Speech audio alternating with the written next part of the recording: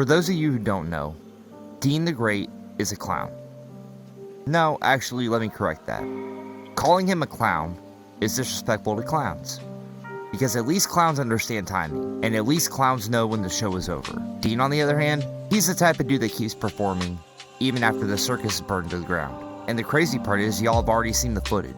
I shouldn't even have to explain this. This is one of those situations where you watch it and you go, nah, this is a grown man making the worst decisions possible, back to back to back. But before we get into it, if you enjoy content like this, like the video, subscribe, and all that good stuff. We're on the road to 75 subs. So help me get there so I can continue documenting nonsense like this. Now, for the people who somehow missed it, Deen the Dumbass has negative levels of self-awareness. And when I thought Walter Weeks was making himself the king of no self-awareness, I was pretty sure he had the throne, the crown, and the whole kingdom. Deen walked in, snatched the crown, flipped the throne over, and said, nah, this is mine now. No debate, no contest. This man operates like there is no consequences in real life. Like this is a video game and he thinks he can just respawn after every bad decision. Spoiler alert, you can't. Now I said this wasn't going to be a long video, but after what happened, I kind of lied. Because I already made a video about his last ass whooping. You reckon I'm trying to get it? Oh! Seriously? Do that. And somehow, some way, he topped it. And that's impressive in its own right. That's like getting hit by lightning twice, except you're the one holding the metal pole. So boom, Deen goes on no jumper with Adam 22. And that's already a bad start. That's like going into a lion's den wearing a steak suit. Now, if you know Adam, you know he's not exactly the type to just sit there and let you talk crazy. And Deen, he was talking, running his mouth like he just unlocked Confidence DLC. And Adam is talking back. So now you got two dudes with egos in the same room. What could possibly go wrong? Everything. Now, apparently, Deen didn't even finish the full podcast. Why? Because he couldn't control his Napoleon complex. That little man anger kicked in and they basically told him to leave.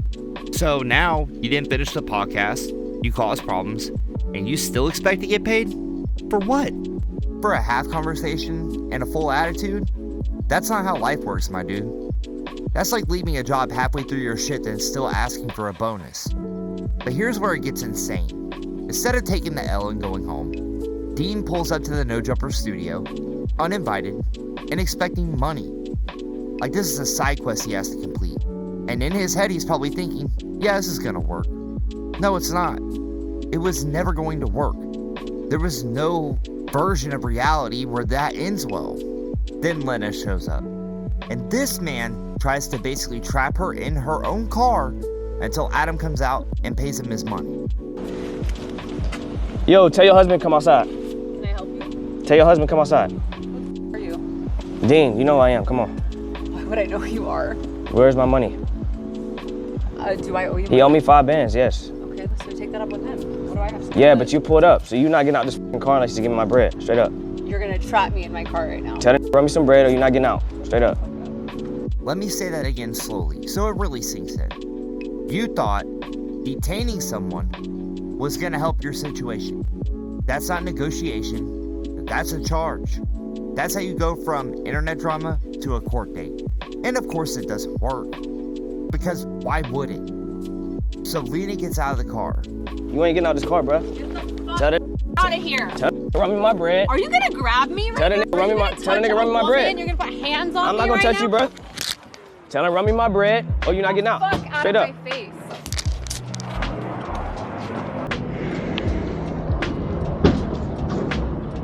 Not a tap, not a warning. She smacked the soul out of this man. And the look on his face, priceless. That wasn't anger, that wasn't shock. That was a man realizing, I made a horrible mistake. You can tell that even his homies were looking at him saying, nah, you did this to yourself, bro. And ever since that moment, I've been convinced Deen has demons. Not metaphorical demons.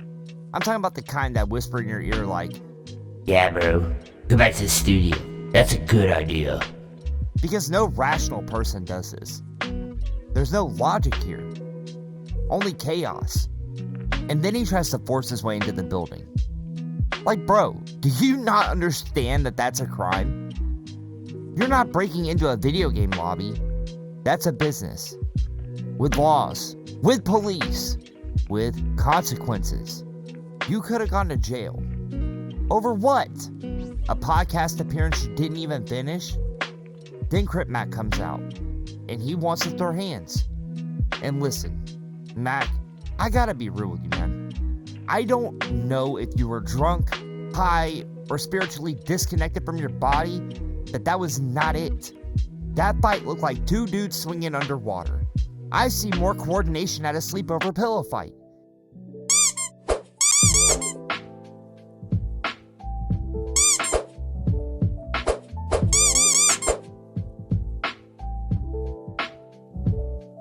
If you're gonna fight somebody, you gotta be present, physically and mentally, because whatever that wasn't combat. And then somehow it got even more ridiculous. Lena breaks it up, says she called the cops, and Mac does the most random out-of-pocket thing possible. Grabs her, starts talking crazy, and I'm sitting there like, what timeline is this? What are we watching? This doesn't even feel real anymore. This feels like a deleted GTA cutscene. You fuck about none of that, No, nigga. I called the cops. Get No, the Fuck about none. please. Tell the nigga run me my fucking bread. What your coochie asshole? Tell the nigga run me my fucking bread. Hey, come on. Straight I up. want you to get in trouble. Let's go. Come on. Now people are asking, was this staged? In my opinion, no, absolutely not. Because you can't fake that look Dean had after getting slapped. That was real pain. That was a man reconsidering every decision that led him to that moment. And you can't script that. So what is this? Why does he keep putting himself in these situations? Simple. He wants attention. At this point, I genuinely think Dean is addicted to it. Good or bad, doesn't matter. Because in his mind, as long as people are talking about him, he's winning. Even if that means getting slapped, embarrassed, or worse. That's kind of dangerous, because when attention becomes the goal, you stop caring about consequences. Me personally, after the first slap from Larry, I would have disappeared, deleted everything, moved to a different country, started a new life. You would never hear from me again. Dean? Nah, he said run it back. That's not confidence, that's insanity. Or we gotta consider the other option. Men might have a humiliation fetish, because there's no way you keep signing up for this. There's just no way. But that's all I got, man. What do you think? Why does Dean keep doing this? Does he actually believe he's in the right? Or is all of this for clout? Let me know in the comments. If you enjoyed the video, like it. Subscribe if you want more content like this. I mean, we're on the road to 75 subs, and I'd appreciate you for joining. And yeah, I'll see you in the next one.